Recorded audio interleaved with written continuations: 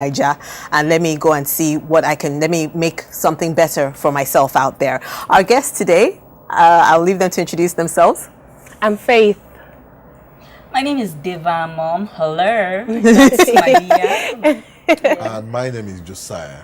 Well, on behalf of the women in the conversation room, you are blessed among women. Thank you. And I can say that I'm enjoying I'm also Catholic. I think it's allowed. I'm already enjoying myself. Thank you for joining us. Sometimes when we invite the men to come in, they're like, women, surrounded by women, and everyone is asking me questions. You know, I'm not sure if I can handle it. But today we want to talk about illegal migration. Maybe you want to help us with some definitions, because I know this is your field of expertise. Well, first of all, when we talk about illegal migration, what that means is that there is one called legal migration. And in migration, it is everybody's right to migrate from one point to the other. It could be within a country, moving from one rural community to the city. It's allowed. When you migrate from a country to another country, it is also allowed. Even biblically, migration is something that had been with us. If you are somebody who has been reading the Bible and all that, you will know that migration is not something that started today. So it is anybody's right to move from one place to the other. Okay. But what is happening now is that people now move from one point to the other for the wrong reasons. And because they are moving for the wrong reasons, that is where illegal migration has come in. Because before you move from your country to another, you must possess your travel documents. Now, what are those travel documents? You'll be talking about your international passports. You'll be talking about a visa to be able to take you into a different country that is not yours.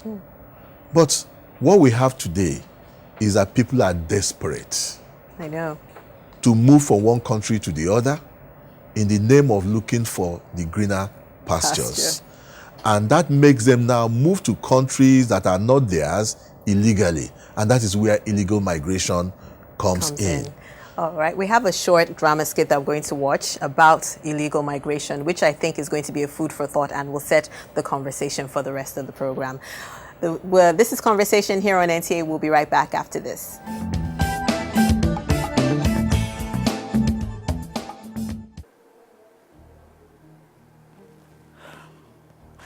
I told you. Ehinomo, you never listen to me. You promised me heaven and earth. I told you that does not matter to me. No call, no messages from you. Your mother is lonely. You know, you are all I desire since your father left us. This is 4 years now that you travel with your friends to Obodoimbo to bring for us good things. No call from you. Even your friends come home. They even travel and come home and even call their parents. But you, no message, no call. They even attend Igwe Festival. What have I done to you? Your mother is lonely. Your mother is lonely. Good afternoon, Mama. Good afternoon. How are you? Are you my son? Some things for you.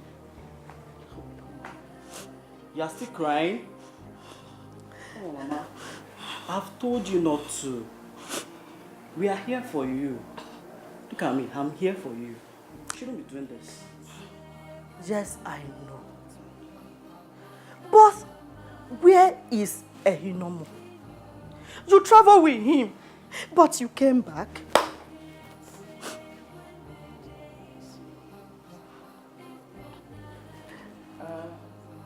Actually, Mama,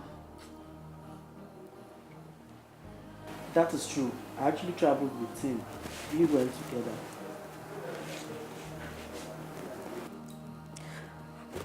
What is it that you don't want to tell me? Hold on, Mama.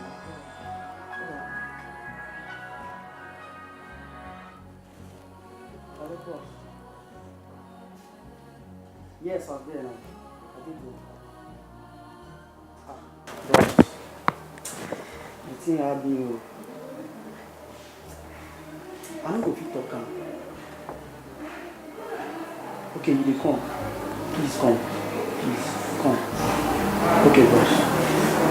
What is it that you don't want to tell me? Kemi! What is it? Is my son dead? Oyinbo people have killed me, oh, Salobua! Mama, What is he it? never got to Europe. Eh? He died in the desert. Eh? He couldn't. My son? God. Oyinbo Salobua! Oyinbo people have killed my son, oh! Please, Hey! please stop this. Hey! Please. Hey! Mama! Mama! Please wake up.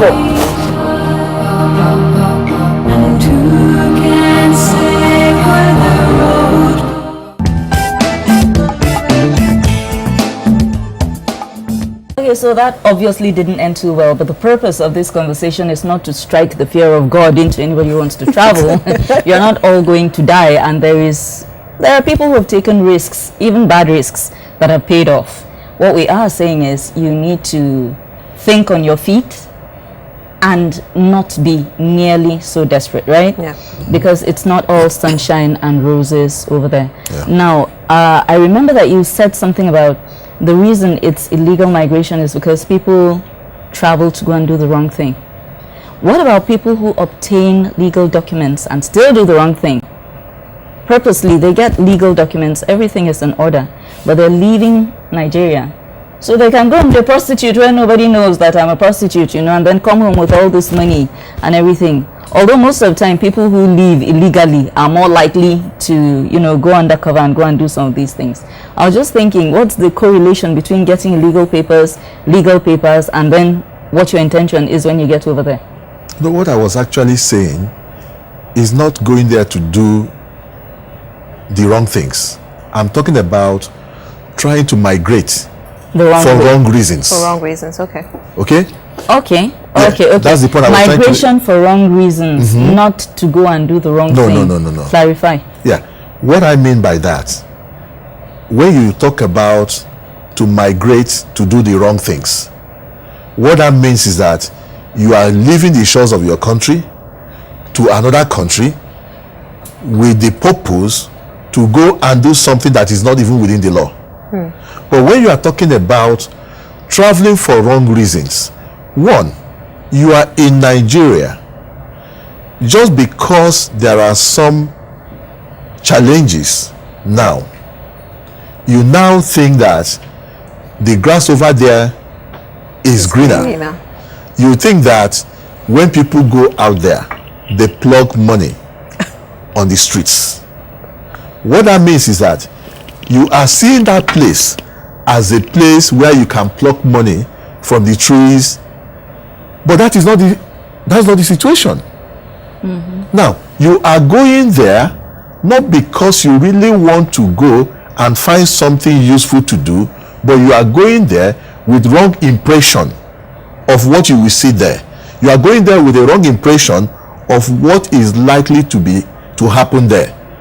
But you and I also know that when we are talking about illegal migration, there are so many things, and it's also important that we look at illegal migration in various perspectives. There are those who migrate to places without papers. Yep. Which brings me to the local migration. Faith, what do you think of all the rural-urban, because that's a serious issue in Nigeria. Yes. Because each time you look at these paperwork, I think they say, is it the ratio is 70-30, with the larger majority of Nigerians being rural dwellers. Okay.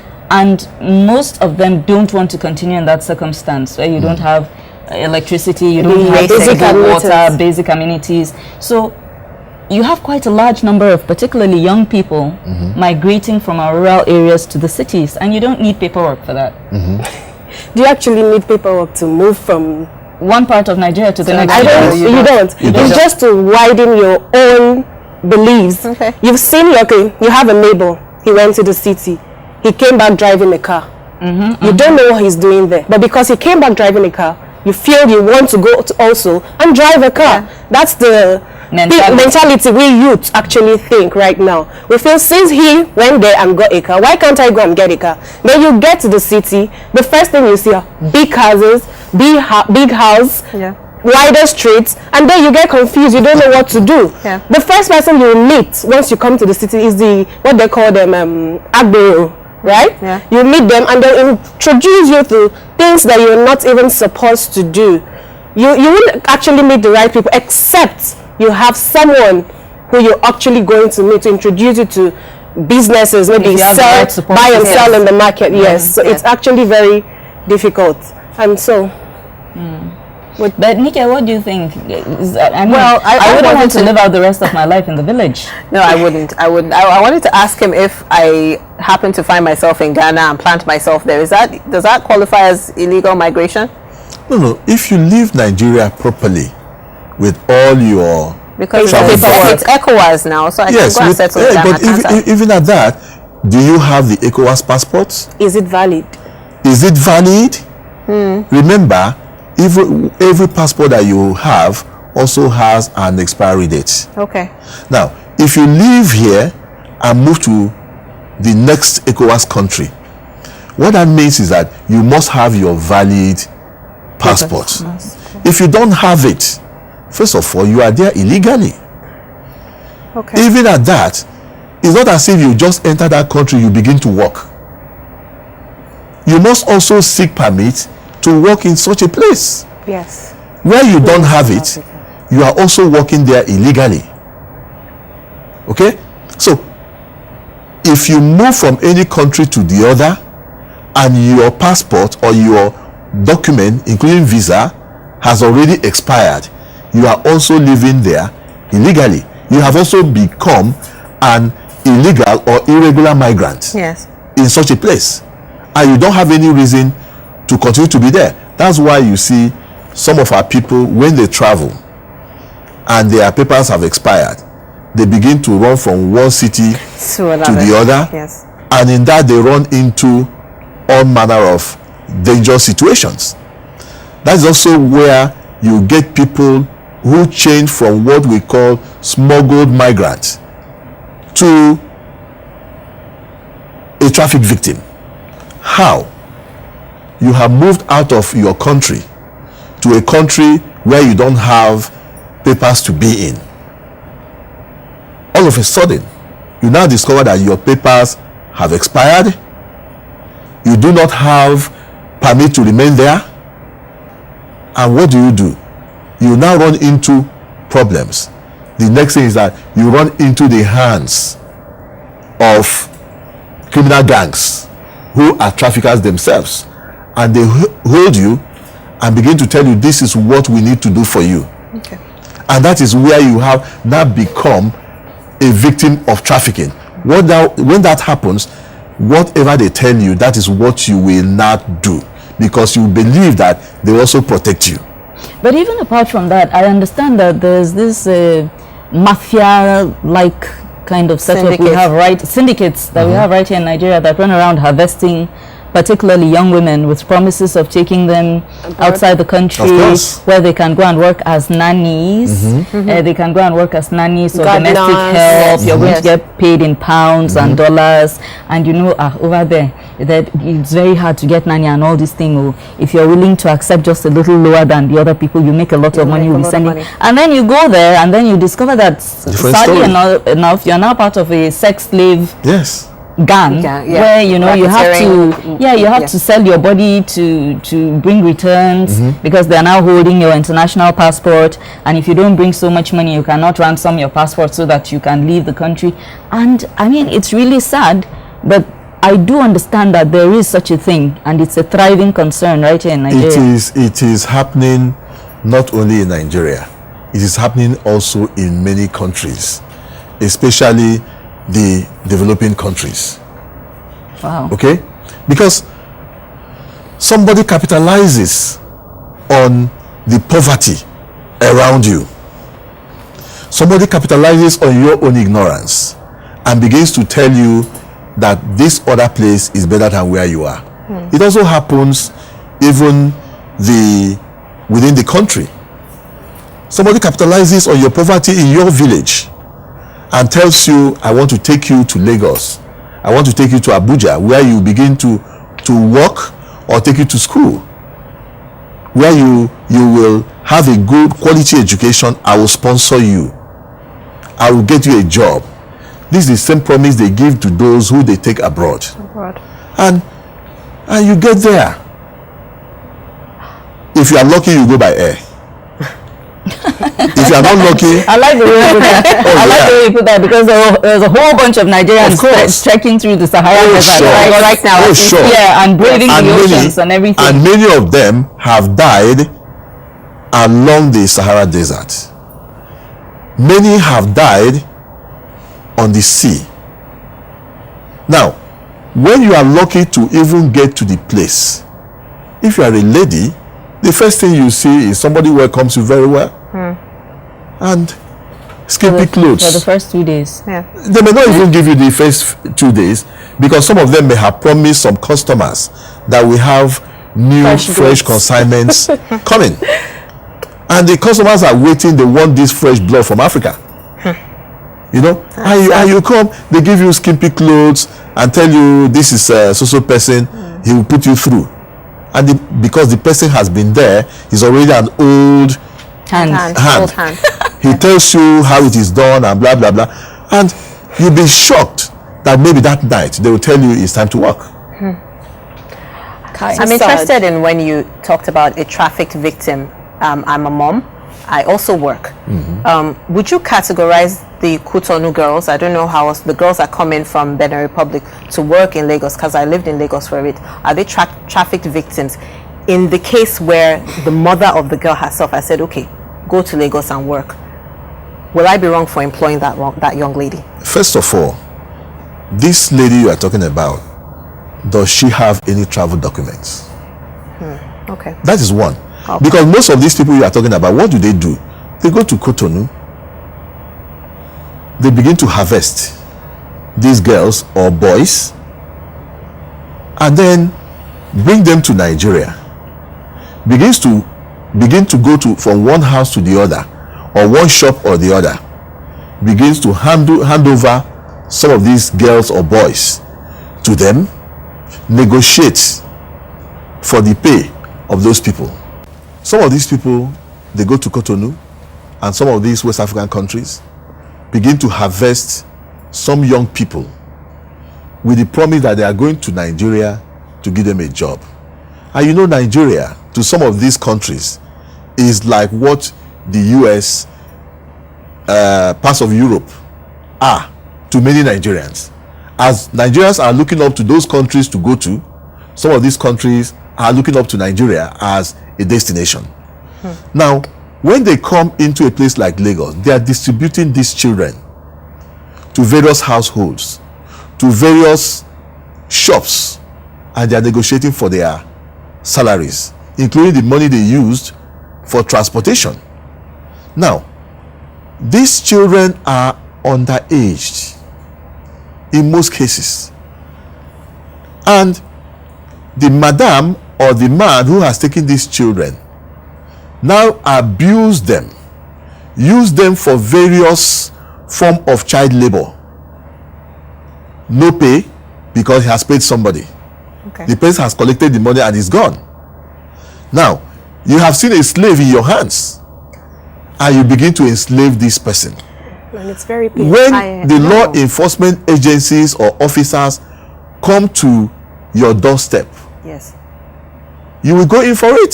So why am I being embarrassed socially? Why am I being arrested for trying to help someone else? Who are you helping? Who are you helping? I'm trying to speak from the angle of the typical Lagos mother or Nigerian mother that needs a bit of help. I go to work, I need someone to help me with the children. So why am I the one being arrested? Why not the person that brought them in? Why will you not be arrested? If we arrest you, you help us get to the person who handed the child over to you. Okay. Yes. Okay, I see your... And apart from that, you're well aware that there's something shady going on. You don't know who this person is. You don't know the parents. The person that brought them is not related to them. You definitely know there's something shady going on. Yes. Nigerians are smart. And you also know that you are not treating that child well. Okay. That child will not eat what your children are eating. Yeah. Okay. That child will not go to Them. school, and he or she is almost the same age with your own children. You will not send them. When you are buying clothes, you will not buy for that child. You will end up giving that child the ones that you have used and misused. So how I don't treat you my go help to that places way anyway, people but I will know know. that's Neither the do I, standard, but that's the norm. I've never understood the rationale behind arresting the madam. No, I totally get it. Now that You're already part of the crime. Yeah, part of the Especially crime. when You're you're part of the actually, especially when you're actually abusing and marginalizing Yes. that child.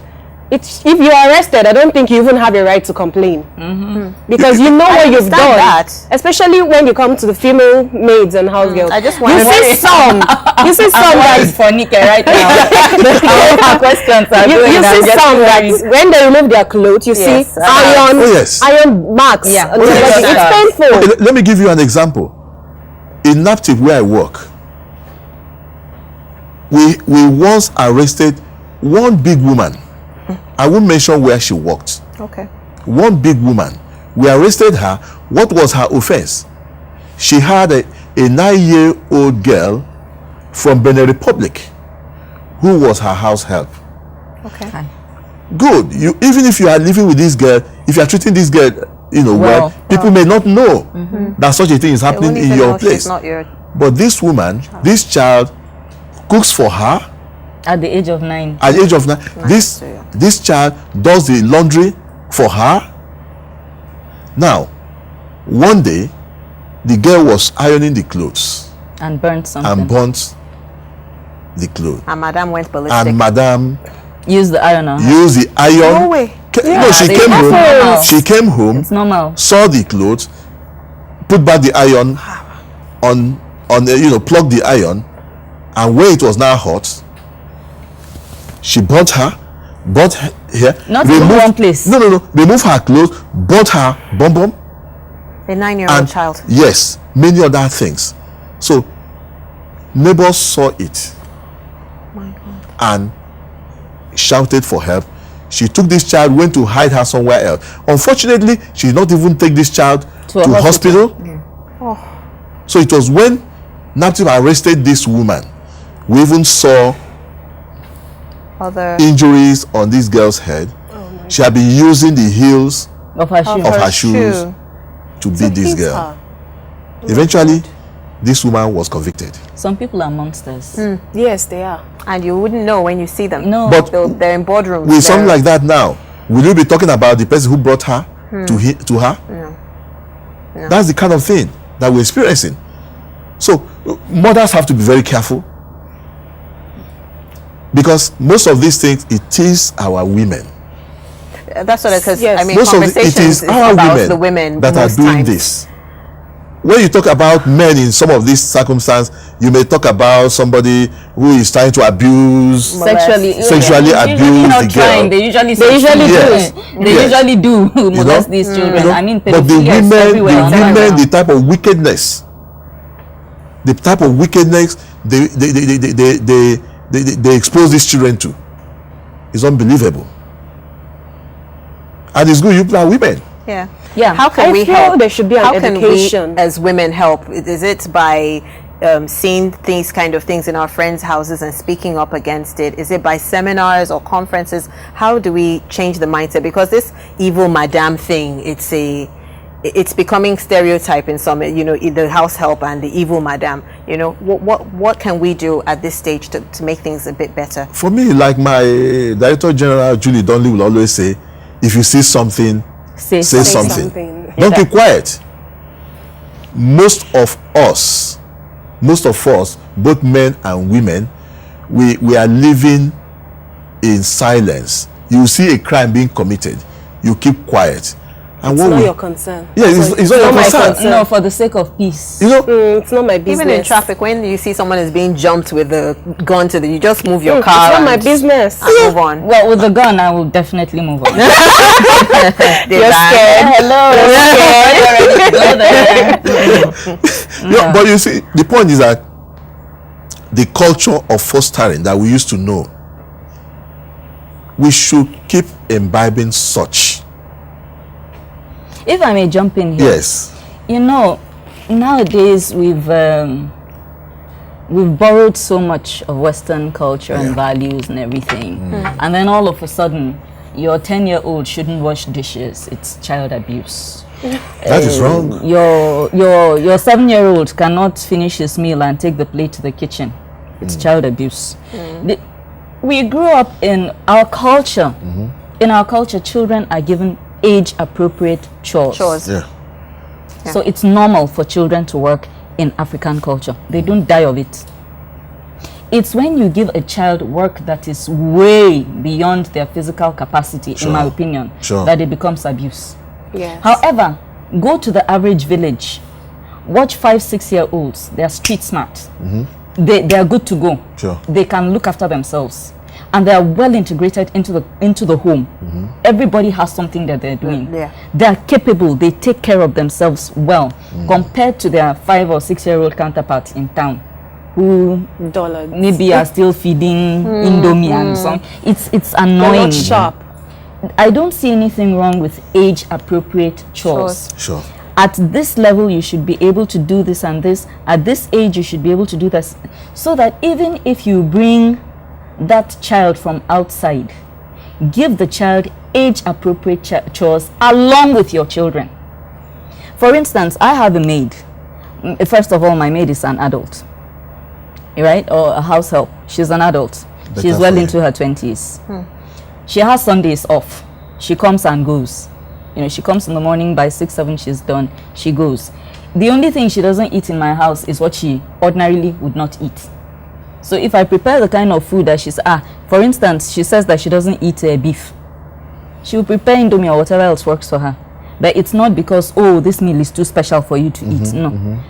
She takes naps. She can watch the TV and things like that. Why? This is somebody I leave my house to and go to work. Of course. This lady she can use my toothbrush and swipe it around the toilet bowl and drop it for me. And she can spit in my meal when serving it. I wouldn't know. Even if I cooked it, what's to stop her after I've left? Opening the dish, spitting inside because Madam slapped her earlier today. So I try to treat you as well as I can. So that even if you do me wrong in the end, I can satisfy my conscience that I treated you well. That's right. You are just a bad person. That's right. Not that I'll now be beating myself up. Hey, maybe if I hadn't done this to her, she wouldn't have done this to me, and so on and so forth. This is a human being. By what fluke of fate is it not me in her place?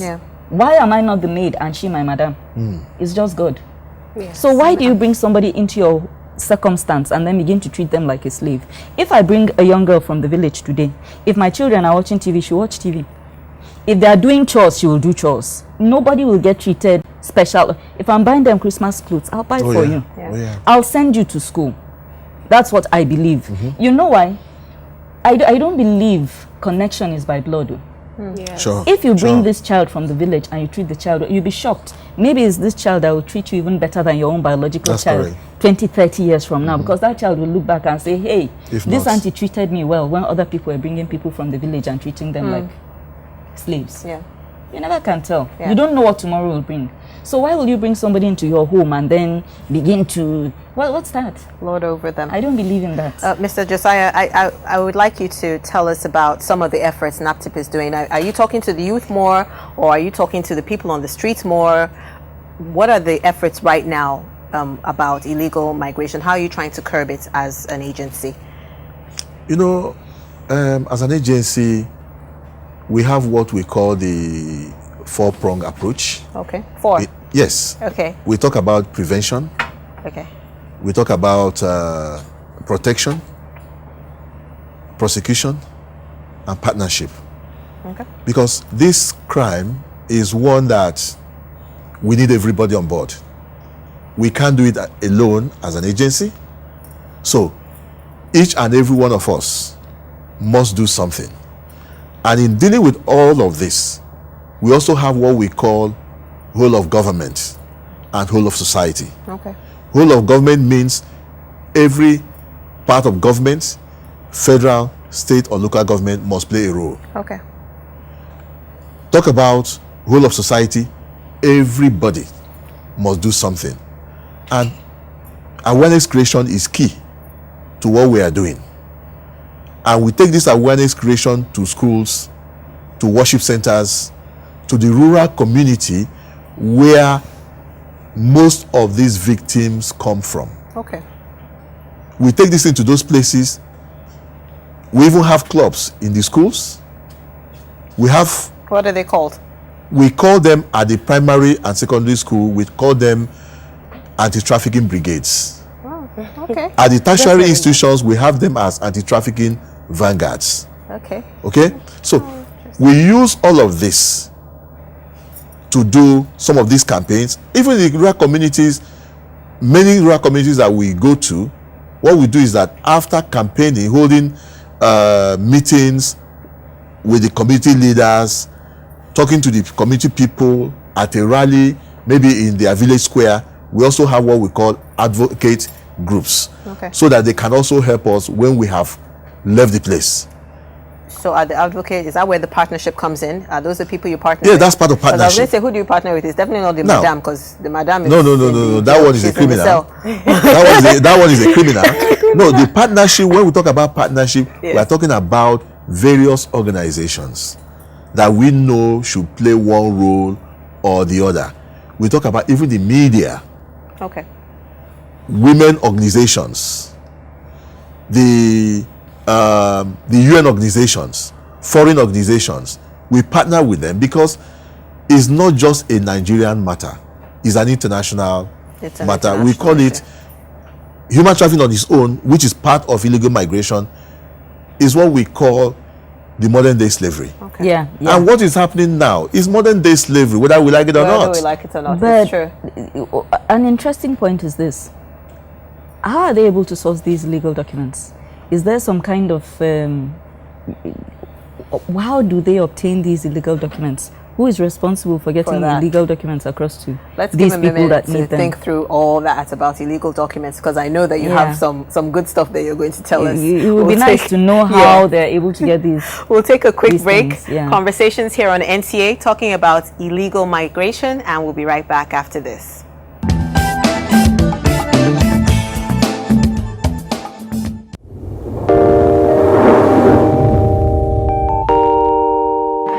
When there's a child out there that's not getting the same that your own child is getting, the difference will tell, and there will come a time in the society where that child is going to take its pound of flesh. Where you can actually, everything from watching a program with the child, you can start up the conversation from something on the TV and say, oh, you know. For me, it's like, hurry up with this business. And the other one said, Auntie, it's not about me, it's about the guys. They're not ready to marry. Yes. So if she wants to ask something, no, I know my mother very well. In fact, the most interesting one is when I put up pictures on WhatsApp, you know, Snapchat filters and all that, she will call me, remove that picture. There was a day I got tired of all that and I said,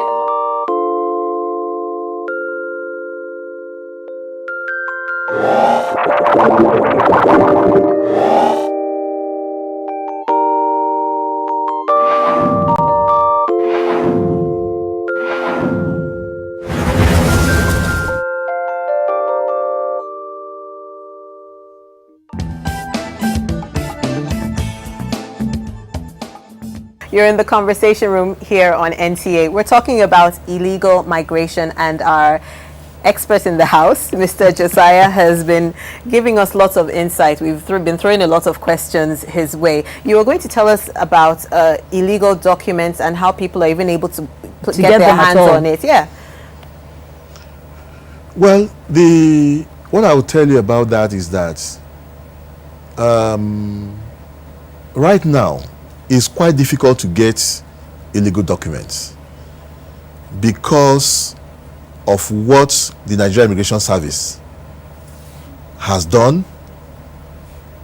The issue of illegal documents, because of the system of procuring passports now, it's quite difficult for you to have a document today and tomorrow you are coming up with a different document with your same name or whatever because of the biometrics. Okay. So it's quite difficult right now. And that's why even when you are traveling, they swipe your passport to know whether it is legal or illegal. And I don't think that anybody wants to be caught with a passport that is already not genuine in a place right now. But what if my passport gets stolen? If your passport gets stolen, you will go back to immigration service where you go through some procedures and they will give you a new one, but you cannot change your name. You can't change your biometrics. But that is Nigerian Immigration Service. But the fact remains that most of these people who are traveling now, I do not know how many of them still travel with illegal documents. They go and procure appropriate documents. Now, they get visas too, especially those who travel through the right entry points or exit points. Because when they go there, they will check out all of those things. But the fact now is that when people go to certain places, those documents, they will expire. Your visa, maybe you are given a visa for 2 months. And then you overstay your welcome. And you overstay your welcome in such a place. And you go underground. That has made you an irregular or illegal migrant at that moment, because you don't have any right to remain there. Good. So this sort of brings us back to the initial question I asked, where I said, is it about the paperwork or about the intent behind it? And now we're realizing that the fact is most of them are traveling with proper and valid documentation. Especially those who are traveling through the normal and proper route. Yes. Yeah. And then they get there and then, okay, my visa has expired, but I really don't feel like coming back to Nigeria. So I'll just slip through the cracks and try and live an illegal life, and then that's where you run into trouble and all kinds of things. Yes. I know your day-to-day, I can't even imagine what it's like to be in the office every day. You must hear horrible stories of what old and young people go through trying to cross these channels, the Sahara Desert, through the seas. Maybe you could tell us some of them, because there's some youth watching conversation right now and saying, no, it's not that bad. I'm that one person that will make it. You know, when you have that feeling that, of course, I'll be the lucky one that will cross over. Maybe you can share some of those stories. I said here earlier that migration itself, there's nothing wrong in it. It's everybody's right to migrate to wherever you want to migrate to, so long as you are doing it appropriately. But what we have discovered is that every Nigerian youth is thinking about how to leave this country, go abroad, where you are going to make a lot of money. But does it work that way? It doesn't work that way. It's not as easy as it because there is no free lunch abroad. Here in Nigeria, somebody could wake up and take all of us to lunch and pay. But out there, when somebody asks you, let's go for lunch, you're your own. When we get there, I'm the one taking you, or who invited you, I will pay mine. You must pay yours. Of course. You must pay yours. This is bringing me to this thing I wanted to ask. Now, you travel quite okay, you go over there, maybe you even make it, and then you start sending money back home. The truth is, it's not everybody that travels that doesn't make it.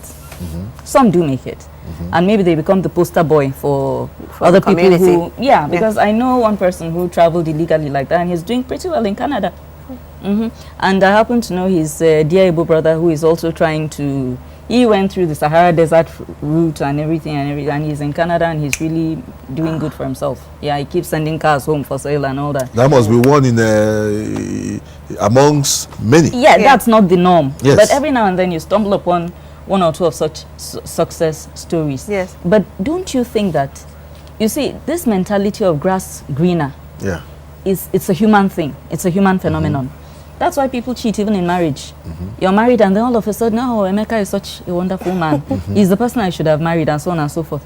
But when it comes to the grass is greener, there are very few people running to Nigeria. Of course. That's the truth. You have Cotonou and but the truth is most people don't want to run to Nigeria.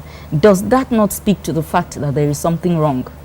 Even those of us that are running away from Nigeria, we're not just running away because we're irresponsible and we don't want to sit in one place and we don't love our country. There has been a failure. There's a systemic failure, in my opinion. But see, let me tell you one thing. One thing you should understand is that as people are leaving Nigeria, people are also coming into Nigeria. Yeah. They're not many. No. But they some people are coming home. Some people are coming home. Some people are coming home. Don't say they are not many. Don't say there are not many. There are many people who are also coming into Nigeria from our neighboring countries who have seen Nigeria, like I said earlier, as the America that we are seeing. I agree. Okay. You understand? But you see, but let me tell you one thing. Because she asked before concerning the stories, those gory stories, that our people go through. Because I will come back to what you are saying. But you see, it's important that our people know that the grass is not as greener as they are thinking out there. One, our people go there and live a life of misery. You have left your comfort zone to a place where you are not sure, to a place where you are going to be enslaved by one madam for maybe 5, 6, 7 years, who has made you to sign a paper to say, I'm owing you 60,000 euro. I'm owing you 70,000 euro for bringing me here. And how do I now pay? I'm now doing your bidding. What is that bidding? I must engage in forced prostitution. I must engage in one form of forced labor or the other. And every day, the lady is on the streets prostituting. Every day, the person doesn't know when the sun is shining. You don't know when it is raining. You don't know when the snow is there. The point is that you are being pushed to go and do this job. The important thing is that the madam has said you must come home with so amount of money every day, because as you are coming, they are marking off how much have you paid. You are not, the slavery you are going through, I'm talking to the youths, the slavery you are going through, not for yourself. Somebody is collecting this money. For goodness sake, if somebody knows I'm going to do prostitution abroad, and you are going out of your own volition, and you are making this money and you're keeping it to yourself, why do I bother too much? But we are talking about the slavery, the exploitation that has come with it. Now, many of these people do not live to tell this story. Many of them are killed by some of the gangs, some of the people who are even taking them for the prostitution. I've heard now that there's also organ harvesting going on. Of course, that is the main thing. That is one big thing that is going on now. And it's mostly happening among the youths. Yes, that's because it has in Africa as a whole, you have about 214 million people. A research I read about 214 million Africans that travel, and more than half of them are youths. Personally, I am a young person. If I get the opportunity to travel abroad, I will take it to the jump. I won't waste time. Why? Because we feel we're not really being used here in our own country. You see, government, for example, what are the people there? They are mostly the older people. And we will go to school. They'll tell us go to school. We have the key. The key to things like that. The future is education. Now you've gone to school, you're out, and the doors are the keys to the doors are changed. You can't even get a job. I know. There are lots of young people here that actually want to make an impact. They go out there, they're good doctors, good lawyers. Even if they use illegal means, there are some of them go through illegal means. Then when they are there, they actually get their proper documents. They can actually do it there, I think. Can they actually do it there? It depends on the Well, country. it depends on maybe if you get asylum or something. Yes. There are also some that actually seek fake asylum with fake reasons. You know, And also use bogus marriages to actually get them. Our people, at times, people run. I'm from Imo State. Somebody goes to the UK and begins to claim that he's seeking asylum because that this Boko Haram insurgency in Nigeria is what and the Westerners love hearing those things. That thing affected his father and mother in Owerri. Okay, and they were all killed. Their houses burnt. This, that. Somebody in Owerri is talking about Boko Haram in Owerri, and then because of that, he's seeking asylum in such a place. That is why these days we also work in partnership with some of these foreign countries. In fact, let me tell you a funny, well, I don't know if it's a funny story. I know of a lady who sought asylum based on her sexuality because she's a lesbian. This lady is married with kids. But all of a sudden, she do Igbo country, all of a sudden she became a lesbian who's been persecuted in Nigeria. And you know our laws now, the anti-gay marriage thing. Nigeria, if she comes back to Nigeria, they will lock her up. She's a lesbian, how can she do? They gave her citizenship. Look at that. That's painful. Although she also went legally anyway. Yes, I also heard of one. He's an elderly man, like very matured. You'll see him facial, and he actually claimed he was 19 years old. And they agreed. The whole search of the thing was like really stressful, but finally, they actually agreed because why was it the seeking asylum in the mighty? But it is important that the youths don't get discouraged. But we have people that give us misguided thoughts. Yeah, they may give you, but you see, all the things you see on social media, you see, the point here is, with all that you have gone through, you've gone to school, okay? Your parents have suffered to get you to the point where you are. Why would you also give in to somebody to now go and exploit you? Why will you give in to a journey that you are not sure you will return alive? We are talking about organ harvesting a while ago, which is the new thing that is happening now. And every day you hear about ritual killings here and there. And that's why my DG recently directed the officers in investigation that anywhere we hear about this issue of ritual killing, apart from what other law enforcement agencies are doing, investigating that is ritual killing, we must go in to be sure that this is actually ritual killing, because in the true sense of it, most of these things may not be ritual killing. Most of these people may just be that somebody has taken somebody somewhere and with experts harvested organs, where the organs are harvested. Because tell me, why would you see a corpse somewhere and you now discover that the heart is gone? It takes an expert to do it. Yes. It doesn't take any ritual. Does the ritualist actually know which one is which? In most cases, so we must begin to look at some of these things, and that's why we must continue to be our brother's keeper. But for the youths, you don't need to be discouraged. Many people too who are in authority today, they were also once youths, but they have also gone through their own phase. But don't be discouraged, my dear. Don't be discouraged, because we continue to pray and work hard that our country continues to develop properly. And I think we'll get there. Let nobody be discouraged. It's a passing phase. I think they should have an educational something for we the youth, because I know I have friends that actually, as I said earlier, if they see the opportunity, they'll jump at it. I think apart from just the education, I should give them something doing. You come like when I was in high school, before we were about to graduate, they came to us, Monash University. They came to my school and they're like, okay, the best students will get this kind of scholarship or something like that.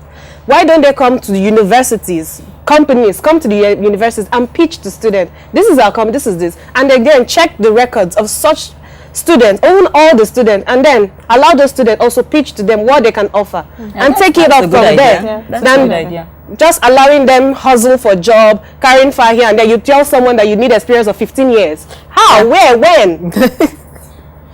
Well, that one is there, no doubt about that. Yes. Is there, no doubt about that. But my own is, look before you leap. Many people have gone in search for that greener pasture. And let no one allow him or herself to be the victim.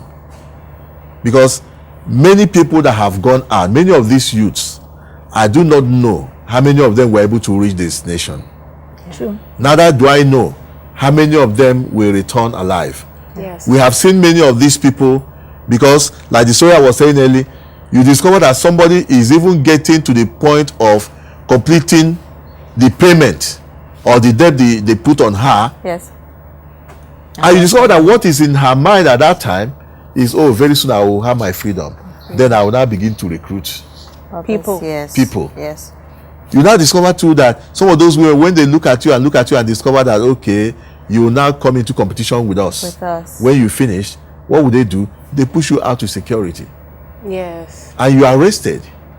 When you are arrested, before you know it, you are brought back home as a deportee. Some come in home here with lots of health issues. Of course. HIV/AIDS, hepatitis B, and name it. Some of them come in here with pregnancy without knowing who was involved. Wow. And at that point, when their pregnancy is there and they can't do anything to it, you have become a liability. What do? They push you out. They push you out. And you get yourself back home here. Because which man wants to sleep with a young girl that is pregnant? That's what they do. Because you also have become a liability both to the madam and whoever that they are sending you to. So there are lots of problems in all of this. So when you look at some of these, you ask yourself, is it worth it? It's not worth it, my dear. Yes. It's not worth it. Yeah. And also, some of we youths are actually naive. So I think parents also should play a role in helping to stop this illegal migration. Work in changing the mindset of Yes. the way our youth think. If my I my understand own that. case, if my mom wasn't educated, she would have allowed her children, because a man, they work in the same company. He came to her and told her, look at your beautiful girls. Let me take them with my children to go abroad. And my mother said no. That's not my story. Till after 10 years, before my mom heard that this man has been arrested. Why? He was trafficking people. Women, children. One that even happened, this one that was a story shared on Facebook. He told the story himself of how, he was just a reckless youth. I think he had finished secondary school, 17 or 18. At this point in life, when you're feeling like the god of thunder, or you're feeling like, which one? Hulk. Incredible Hulk. Yes, nothing can do me. Yes. Just like that, the Chinese, this rail thing, it's the Chinese that have been handling it in Nigeria, essentially. And they were recruiting for laborers in another part of the country. And he was like, why not? And he didn't even bother to go home and pack a few things into a small polythene bag. He just hopped on the train and went with them to God knows where. And well, to God be the glory, truly it was work. But according to him, they could never do anything to the satisfaction of the Chinese. They would come and, is this what you did? It's not okay. Then they won't pay them for that day. Oh, wow. So no money, no food, nothing. He said he endured this thing for like a month. And he was like, wait. Even in the Bible itself, who was the prodigal son? Yes. That should be that one came back. Yes, and his father. And he traced his way back home. He just quietly, he begged people for money here and there, hopped on the next available train back to Benue State, and his mother was weeping with joy when she saw him, because she had almost run mad, thinking that he had died. And this is a Nigerian situation. No? Yes. And the new trend now, some so-called recruitment agencies are all over the country. Yeah, there's so many in things the name online. of recruiting Nigerians to go and work in Saudi Arabia. Especially Dubai. Yes, Thank you. Go I and see work to also some of just these to Asian pop up countries messages. and all that they have job opportunities for them. Yeah. And the question is, these people you are recruiting them in their thousands. In their thousands. So which country is ready to receive all of these people? So these are things that we are also looking at to know these people where are they? Which countries are these people going to? What are they going there for? And the searchlight of security organizations are on these people right now. And why I'm saying this is the youth must be watchful. They must be watchful.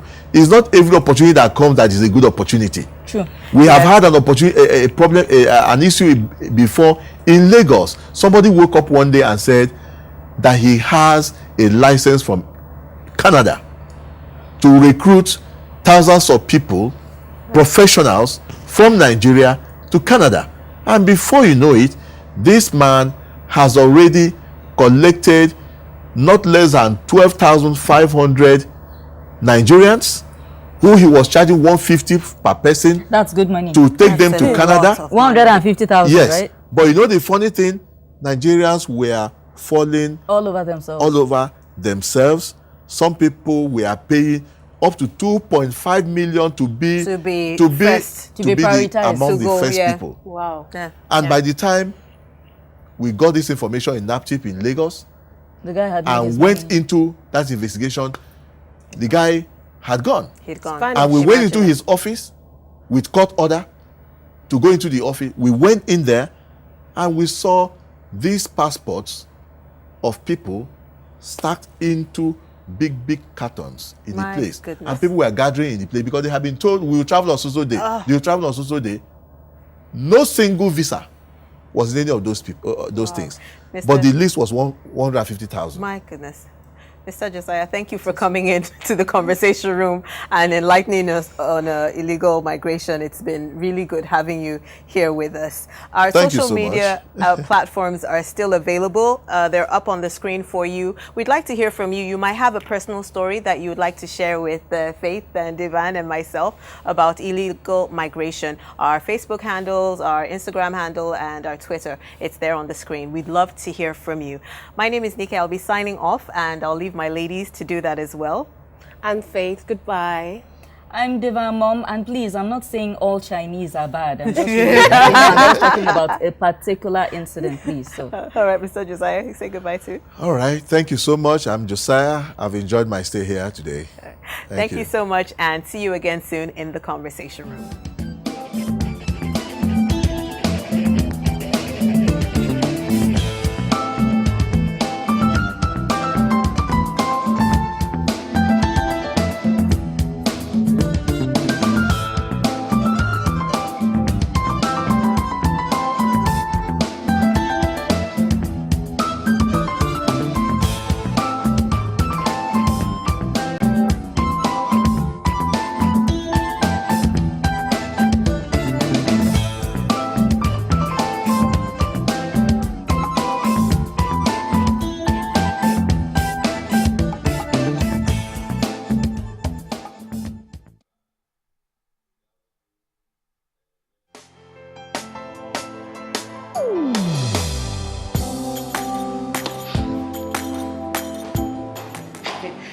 Chief. Good morning, sir. You are here already? No. Now my spirit day, my body day for house. What kind of question is that? Were you not the one that fixed this meeting for 8 a.m.? You are now coming by 10 a.m. and start asking me job questions. But Chief, now, I'm sorry. Don't you also go late for meetings sometimes? You know now, African time. No more African time. And no more pancaking of face during office hours. At the end of the day, we will lose valuable time. We will not make progress. If we want to move this nation forward, we must treat business as business and respect time. Change begins with me. Thank you, sir. I'm sorry. Can we go for the meeting now, Chief? Better. This message is brought to you by the National Orientation Agency in conjunction with the Federal Ministry of Information and Culture.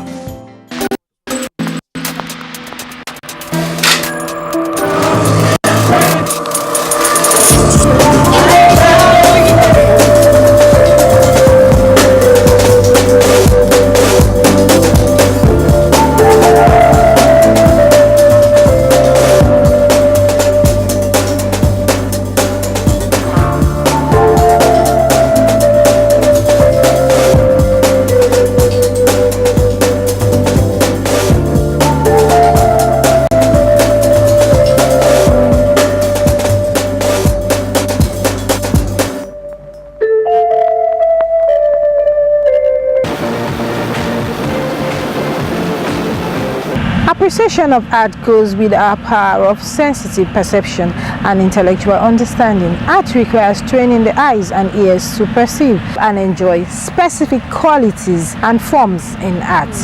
Hello, welcome to Visual Impressions.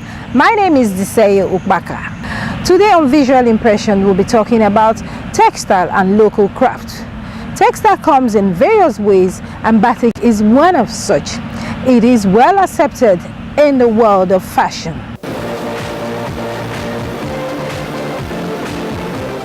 So, basically what we do here is batik, which is wax resist technique of fabric decoration. We use wax. It comes in slabs like this. Wax. Before we go on to resisting the plain fabric, as you can see here, it's either in colored or in white. The first thing we do is to sketch on paper with our pencil. After sketching on paper like we've done here, from paper we transfer to soft cloth like this, because if you work on paper continuously, it could tear. So to avoid it getting torn, we transfer it here with double-faced carbon paper. So what we do is we place the cloth there, and we can use two fabrics, or we fold the fabric into two and place the carbon between the fabric, and then we place the design over it and trace. We either use old biro or we use a pencil to trace over the design.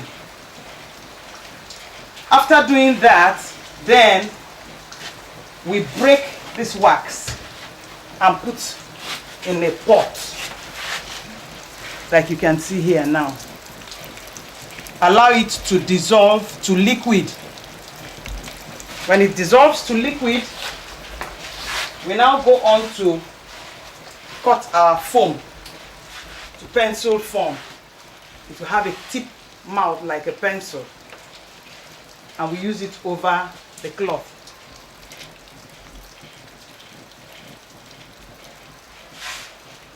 As you can see here, I'm applying wax on the fabric.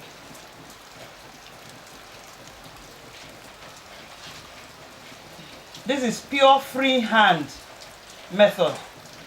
For learners and beginners, that's the tracing method I showed to you earlier. You trace with carbon paper and then you go ahead. This one is pure freehand, so you don't need to go on to design anything again. Yes, this is the clam. The ocean clam. The body is very smooth, like you have seen the seashells there. From the seashells you get your... I get my motifs from the seashells actually, because I'm actually interested in aquatic forms from the Niger Delta area.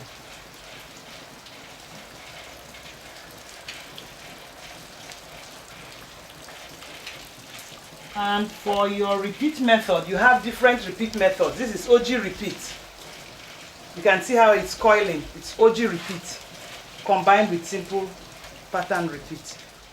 This is the complete work of what you saw me doing, and it's going to be for a bubu. You can see that the neck is cut out. This is already designed according to how it's going to be sewn.